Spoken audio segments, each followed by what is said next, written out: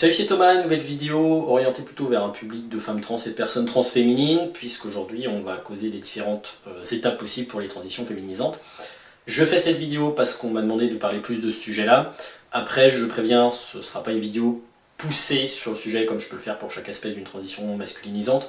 On est ici vraiment que sur un récap global sur le THS et les chirurgies possibles. Et je préviens aussi que j'aborderai pas du tout ce qui touche aux transitions administratives, parce que j'ai déjà abordé tout ça sur la chaîne par le passé. Si besoin, je vous mettrai la playlist de vidéos en barre de description pour le changement de prénom et le changement de la mention du sexe à l'état civil. Toutes les infos données ici proviennent de différentes sources, comme d'hab ce sera en barre de description si jamais vous avez besoin ou si vous voulez fouiller un peu plus le sujet.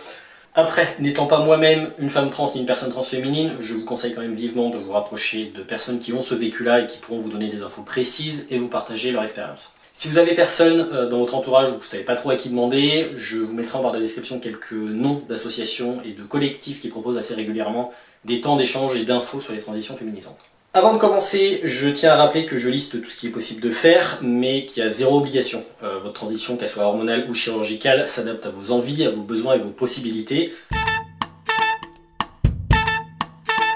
Déjà, c'est quoi un traitement hormonal féminisant? C'est un traitement qui comprend de l'œstradiol et possiblement de la progestérone et des médicaments anti-androgènes qui permettent de déclencher une féminisation et une démasculinisation de certaines caractéristiques chez les femmes trans et les personnes transféminines qui sont sous traitement. Le but souvent recherché, c'est d'atteindre des niveaux hormonaux d'œstradiol et de testostérone dans une fourchette considérée comme étant normale pour les femmes cis, et de déclencher un certain nombre de changements comme l'apparition de caractéristiques physiques typiques d'une puberté à base d'œstro, à savoir une pousse des seins, une répartition des graisses au niveau des cuisses, des hanches et des fesses, une modification de la libido, de la texture de la peau et des émotions. Plus spécifiquement pour les femmes trans et les personnes transfemmes, on a aussi un ralentissement de la chute des cheveux et de la pousse des poils, une diminution de la force et de la masse musculaire, des fonctions érectiles, de la taille du pénis et des testicules, ce qui permet notamment de faciliter votre TOC si jamais vous pratiquez le talking, et également une diminution de la production de sperme, ce qui peut induire chez certaines personnes une potentielle stérilité. Il faut malgré tout continuer d'utiliser une contraception au cas où vous ne voudriez pas avoir d'enfant, parce qu'il y a toujours un risque.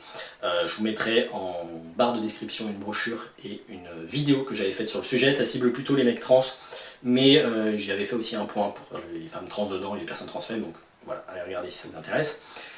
Et autre truc, rapidement, si jamais vous voulez avoir un plan de secours, parce que vous voulez aussi des enfants biologiques dans le futur, il est aussi possible de faire une préservation de gamètes. Là encore, j'avais fait une vidéo sur le sujet, donc voilà. Bref, allez voir tout ça si besoin, ce sera en barre de description. Cela étant dit, comme pour tout ce qui touche aux hormones, l'intensité et l'apparition de ces changements varient énormément d'une personne à l'autre. Il existe différents types de traitements hormonaux féminisants, il y en a sous forme de gel, de patch, de comprimé, soit qu'on avale, qu'on prend en sublingual où le comprimé fond sous la langue, ou bien en buccal où le comprimé va fondre au niveau de la joue. Et pour terminer, ça peut venir également sous forme d'injections qui, alors pour le coup, se font assez rarement de manière officielle sur le territoire français. C'est pas illégal, hein, mais il faut commander le produit à l'étranger et l'importer en France parce que c'est pas distribué ici. Après, ce type de THS est pas mal démocratisé ces 2 dernières années dans le pays, donc notamment pour la monothérapie œstrogénique, donc ça peut valoir le coup de se renseigner dessus si jamais ça vous intéresse. Le gel et les comprimés se prennent de manière journalière. Pour le gel, attention à bien l'appliquer sur les cuisses ou l'abdomen, mais surtout pas sur les muqueuses ni sur les seins parce que ça augmenterait le risque de cancer. Ça fonctionne pour les bras et les avant-bras, mais si vous devez faire une prise de sang, évitez les avant-bras plusieurs jours auparavant parce que ça fausserait vos taux hormonaux. Les patchs durent plusieurs jours et résistent aux bains et aux douches, et les injections se font tous les 5 à 7 jours en intramusculaire ou en sous-cutané, ça c'est vous qui voyez. De ce que j'ai pu voir, les patchs et le gel sont les trucs les plus utilisés en France à l'heure actuelle. Après, c'est également les types de traitements qui sont le plus souvent en pénurie, on l'a vu encore dernièrement.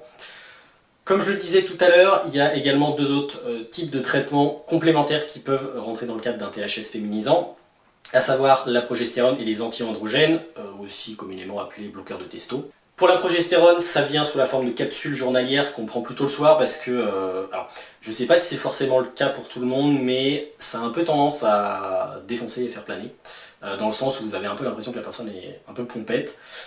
Ça sert à aider à abaisser la testostéronémie en complément des œstrogènes et ça a des effets anti-androgéniques. Et ça aurait aussi tendance à favoriser une meilleure répartition des graisses et un développement de la poitrine avec une forme considérée comme étant plus harmonieuse. La progestérone n'apparaissant significativement qu'après l'arrivée du stade 4 de la classification de Tanner, ce sera plutôt donné passé un certain temps sous hormones, donc à environ 2 ans de traitement et plus, histoire de reproduire au maximum une puberté 6. Pour les anti-androgènes, ça vient sous la forme d'injections intramusculaires tous les 3 mois environ, avec du décapeptyle par exemple, qui est un antagoniste de GnRH, qui est par ailleurs aussi utilisé pour bloquer la puberté chez les jeunes, ou bien sous la forme de comprimés à prendre de manière journalière, vous pourrez retrouver ça sous le nom de bicalutamide ou de Casodex. Le but, comme le nom l'indique, c'est de fournir des effets anti-androgéniques, ça vient bloquer les récepteurs androgéniques et empêcher, ou en tout cas réduire les effets de la testostérone et de la DHT, qui est un métabolite de testo, qui est responsable de certains effets masculinisants, comme la perte des cheveux et le développement de la pilosité corporelle et faciale. Petit point rapide, il y a un traitement anti-androgène qui était souvent prescrit il y a quelques années, qui s'appelle l'androcure.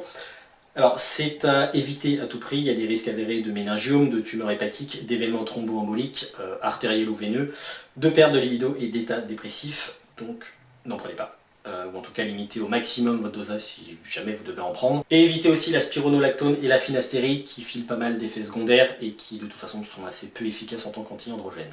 D'un point de vue hormonal, c'est à peu près tout ce qui existe actuellement. Je rappelle qu'il est possible de faire une transition hormonale sans anti-androgène et sans progestérone avec uniquement de l'ostradiol si jamais vous le souhaitez, ça va se jouer au niveau des dosages.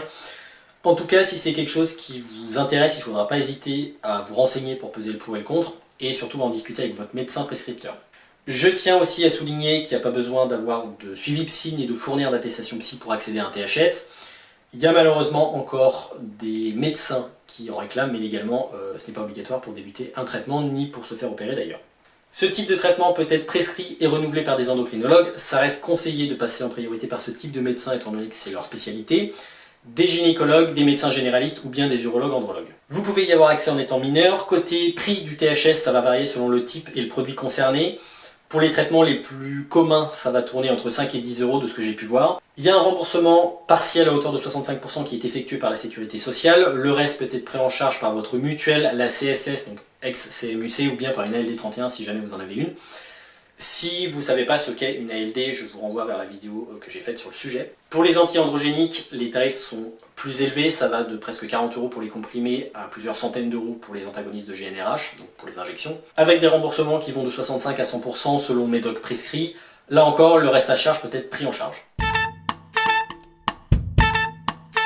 Pour les opérations, il en existe tout un tas, encore une fois, libre à vous de faire celle dont vous avez besoin, il y a zéro obligation.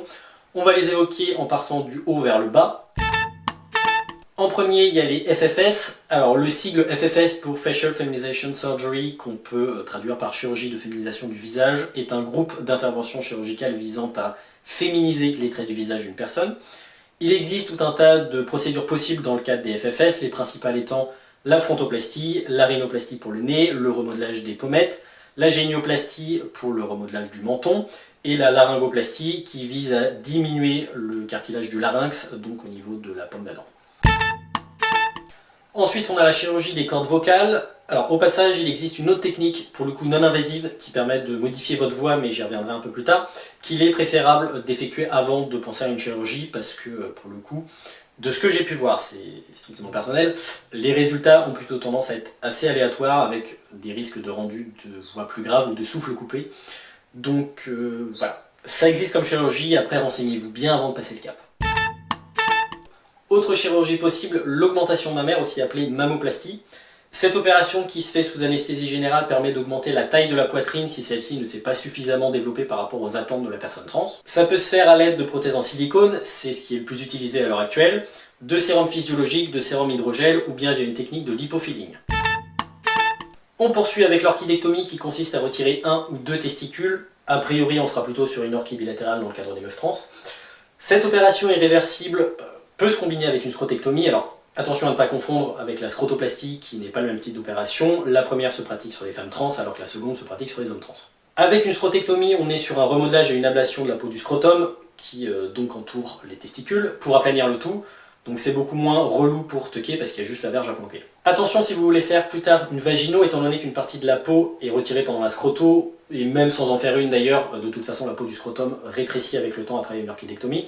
Certains chirurgiens refuseront d'effectuer par la suite une vagino parce que le tissu scrotal servira à construire le tissu vaginal. Donc s'il n'y en a plus ou pas suffisamment de dispo, il faudra venir faire une greffe de peau provenant du haut de la cuisse par exemple pour la vagino. Et il faut savoir aussi que certains chirurgiens préfèrent faire l'orchidectomie et la vagino en même temps, donc bien réfléchir et discuter de ça avec la personne qui vous opérera. L'orchidectomie arrête définitivement la production de testo et de sperme, ce qui signifie qu'une fois opérée, la personne sera stérile et hormonodépendante. Il faudra donc obligatoirement prendre ou poursuivre un traitement hormonal à vie. Ce qui n'est pas le cas si vous ne vous faites pas opérer, vous pouvez stopper le traitement quand vous voulez. L'avantage, c'est que ça supprime ou réduit assez drastiquement la nécessité de prendre des bloqueurs de testo si vous en preniez avant. Dernier point concernant l'orchidectomie, l'opération n'altère pas la capacité à avoir des érections et donc la possibilité d'avoir des rapports avec pénétration si jamais c'est quelque chose que vous pratiquez. Donc si cet aspect-là n'a pas changé avec le THS et les bloqueurs avant l'opération, il n'y a pas de raison que ça change une fois post-op. Le seul truc qui va changer, c'est qu'il y aura moins de fluide lors de l'éjaculation. Et pour terminer, la vaginoplastie qui consiste, comme son nom l'indique, à créer un vagin et une vulve. Comme je le disais tout à l'heure, si une orchidectomie n'a pas été faite avant, ce sera couplé avec la vagino, et donc il y aura une stérilité et une hormonodépendance à vie.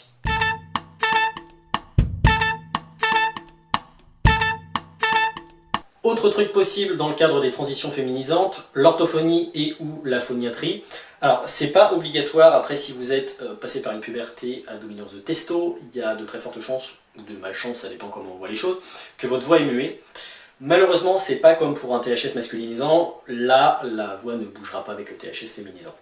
Donc ça peut être utile de passer par des séances d'orthophonie et ou de phoniatrie pour apprendre à poser sa voix d'une certaine manière et adopter des intonations spécifique pour, alors j'aime pas ce terme-là, mais pour la faire passer ou cis-passer dans une tonalité considérée comme plus féminine. Les effets se font dans la durée à l'aide d'exercices, donc il faut faire preuve de patience et d'assiduité. Les domaines de compétences sont équivalents pour l'orthophoniste et le ou la phoniatre. La différence c'est que ce dernier est un médecin, ce qui n'est pas le cas d'un orthophoniste, qui lui sera un professionnel de santé paramédicale. Pour bénéficier d'un suivi, il vous faudra une ordonnance établie par votre médecin. Côté coût, les séances seront prises en charge par la sécurité sociale à hauteur de 60%. Le reste peut être pris en charge par votre mutuelle ou une ALD.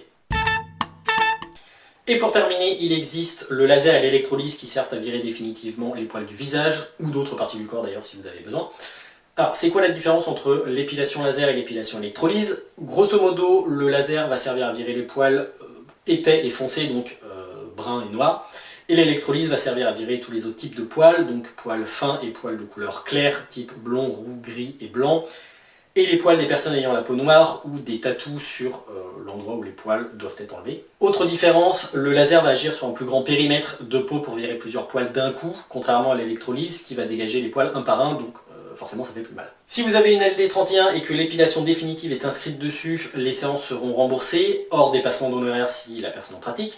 Parce que parfois c'est le cas, les gens se fattent sur les personnes trans, on arrive vite à une centaine d'euros voire plus par séance, et en plus certains dermatos n'acceptent pas l'ALD, ou pas pour toutes les zones si par exemple vous avez le torse ou le dos à faire en plus, donc il se peut que vous ayez de l'argent à débourser. Le nombre de séances va fortement varier selon votre pilosité, sa couleur, son épaisseur, le cycle de pousse du poil, etc. etc. Mais pour la barbe, il faut compter en gros une bonne dizaine de séances pour tout virer, et il faudra en général espacer de 6 à 10 semaines les séances entre elles. Côté douleur, il est possible d'appliquer une crème anesthésiante 3/4 d'heure, 1 heure avant chaque séance pour diminuer la douleur. De ce que j'ai pu entendre, ça n'élimine pas la douleur à 100% parce que, encore une fois, c'est très douloureux, mais ça la réduit quand même vachement. L'électrolyse et le laser peuvent se faire en tout début de transition avant même d'avoir initié l'hormonothérapie si jamais vous souhaitez être hormoné. Les séances sont réalisées par des dermatologues, privilégiez des médecins qui ont de l'expérience avec les personnes trans et l'épilation du visage. Et deux derniers trucs, avant d'entamer l'un de ces deux types d'épilation, il faudra arrêter de vous épiler, que ce soit avec une pince à épiler ou de la cire, pendant les 3 mois qui précèdent le début du laser ou de l'électrolyse, pour être sûr que tous les follicules pileux soient réactivés pour pouvoir ensuite bien tous les virer. Donc en attendant, il faudra passer sur le laser. Et pour terminer, laissez au maximum votre peau tranquille, donc évitez le soleil, parce que votre peau sera très sensible aux rayons UV. Et évitez de vous maquiller après une séance, sinon vous risqueriez de choper une infection à cause du maquillage. Et alors j'entends parfaitement que ce soit extrêmement compliqué à faire, mais évitez aussi de vous raser le visage pendant le temps de chute des poils, donc en gros une bonne semaine. Voilà, bon j'ai à peu près fait le tour. Alors encore une fois, je ne suis pas rentré plus que ça dans les détails, mais ça permet de donner quelques pistes de ce qu'il est possible de faire dans le cadre d'une transition féminisante. Si vous êtes une femme trans ou une personne transfemme, n'hésitez pas à partager votre expérience, vos conseils, des précision et corriger si je dis de la merde surtout. Sur ce, moi je vous dis à la prochaine. Allez, salut!